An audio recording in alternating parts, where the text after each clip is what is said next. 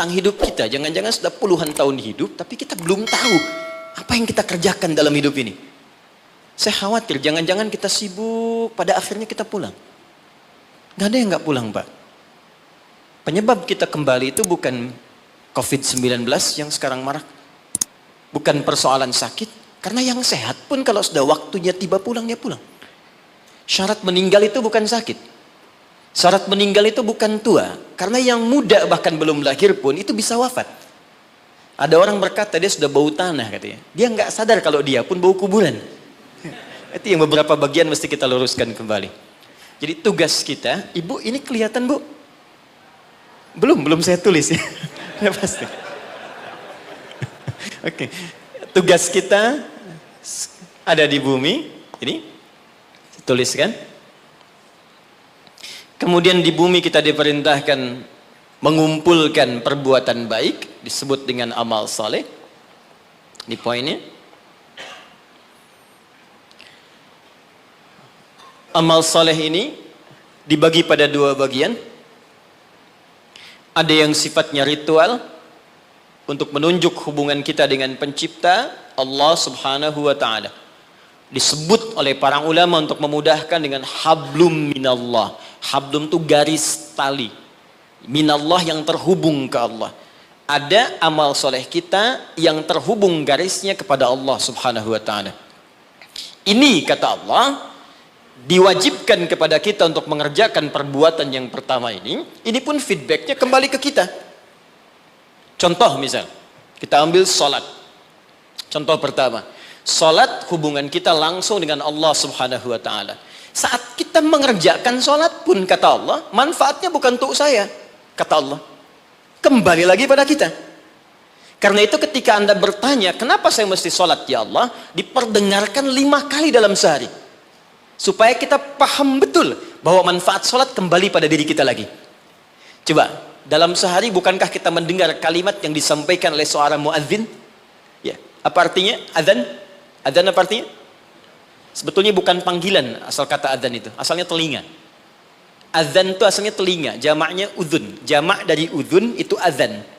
Kenapa adzan disebut dengan adzan? Karena ini satu-satunya lafaz di muka bumi yang pasti akan selalu terdengar oleh orang yang masih punya pendengaran di telinganya. Dan ini satu lafaz satu-satunya di bumi yang tidak pernah berhenti 24 jam. Silahkan Anda cek kalau tidak percaya. Ya, karena itu waktunya setiap tempat pasti selalu berbeda. Jakarta selesai, Bekasi adzan. Bekasi selesai, Cikarang adzan. Cikarang selesai, Karawang adzan. Sampai semua berputar. Ya, dulu saya tinggal di Tripoli, Mesir selesai adzan, Libya adzan. Selesai Libya, Tunisia adzan. Tunisia selesai, Aljazair adzan.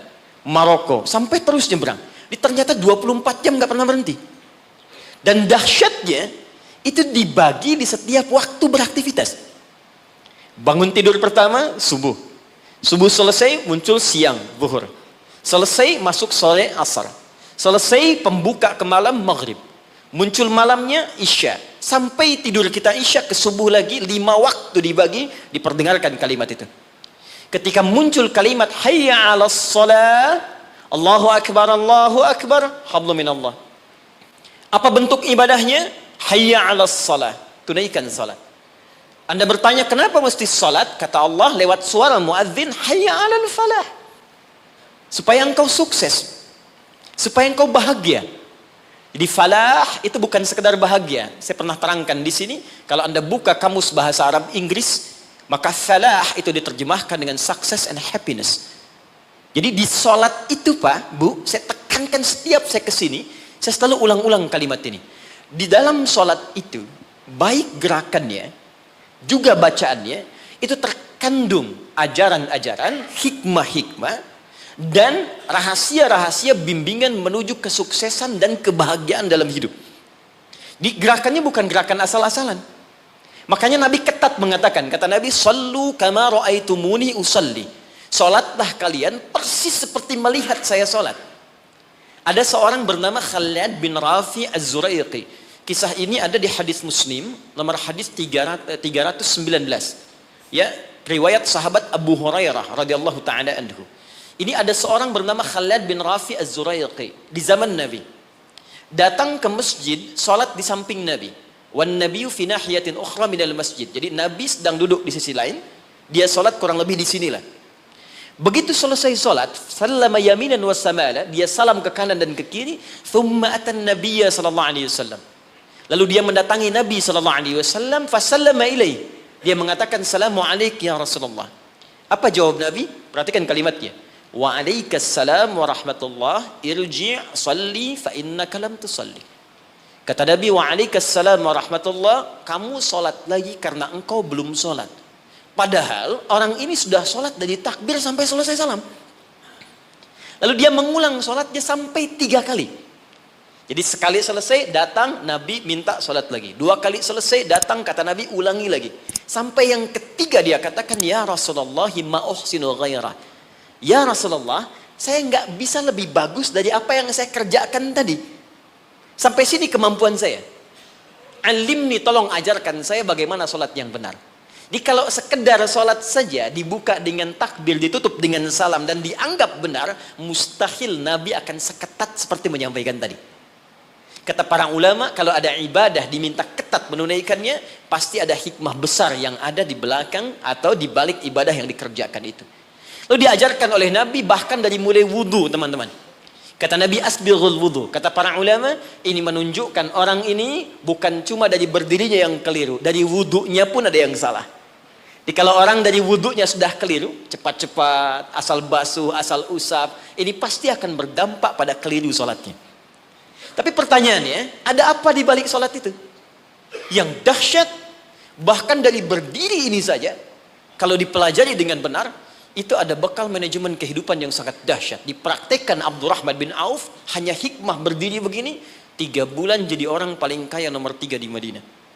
Dan setahun jadi orang paling kaya nomor 1 di Madinah, yang kapaknya saja bahkan terbuat dari emas. Jadi bukan main-main. Rukuknya ada hikmahnya, sujud ada maknanya, terlebih bacaannya. Karena itu ketika Allah menyebutkan perintah solat dalam Al-Quran, ada sindiran yang halus tapi tajam. Kata Allah, akan ada orang solat nanti bahkan tidak mengerti apa yang ia ucapkan dan ia lakukan dalam solatnya. Jadi bagaimana kita bisa khusyuk dalam solat kalau yang kita baca pun tak kita pahami? Nah, apa manfaat di balik itu? Ada kesuksesan di situ. Ada kebahagiaan, falah. Nanti kalau saya turunkan lebih panjang lagi, tapi singkatnya, ketika kita diminta ibadah pun kepada Allah, hasilnya dikembalikan kepada kita. Jadi kalau orang dengar suara adzan, tahu bahwa sholat itu kunci kebahagiaan, mustahil ada orang yang malas untuk menunaikan sholat. Bukankah pemilik kebahagiaan Allah?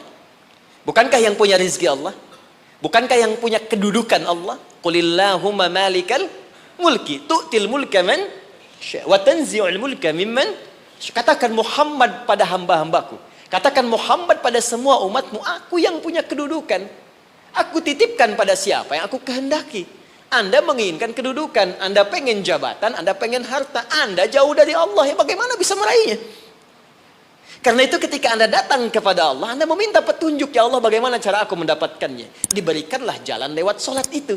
Makanya dalam sholat ada bacaan membimbing bagaimana dapat rizki yang benar. Warzuqni. Bagaimana supaya Anda kerja nikmat tidak diganggu banyak orang. Wajburni. Bagaimana supaya derajat kita diangkat. Warfa'ni. Bagaimana supaya dijaga kesehatan. Wa'afini. Bagaimana supaya mendapatkan kasih sayang dari teman-teman yang sekarang sedang kita bekerja. Karena boleh jadi Anda kerja, bagi Anda nikmat, bagi orang belum tentu. Karena itu nanti di fikih Quran, di manajemen bisnis dalam fikih Al-Quran, ada pernyataan begini. Ketika Anda sedang mengerjakan sesuatu yang besar, maka boleh jadi di sekeliling Anda pun mengincar hal yang sama yang sedang Anda kerjakan. Dan persaingan itu akan begitu ketat. Turunlah kemudian turunan-turunan yang ada di sekitaran itu. Siapa yang bisa menghentikan sifat iri hati di sekitaran teman-teman yang menginginkan proyek yang sama? Siapa yang bisa menghentikan hal-hal yang buruk yang mungkin menimpa ketika Anda mendapatkan tender yang sedang Anda kerjakan? Jika Anda tidak datang kepada yang punya kuasa lebih dari yang lainnya, maka bagaimana itu bisa dihentikan dalam pekerjaan Anda? Ini fungsinya sholat. 1.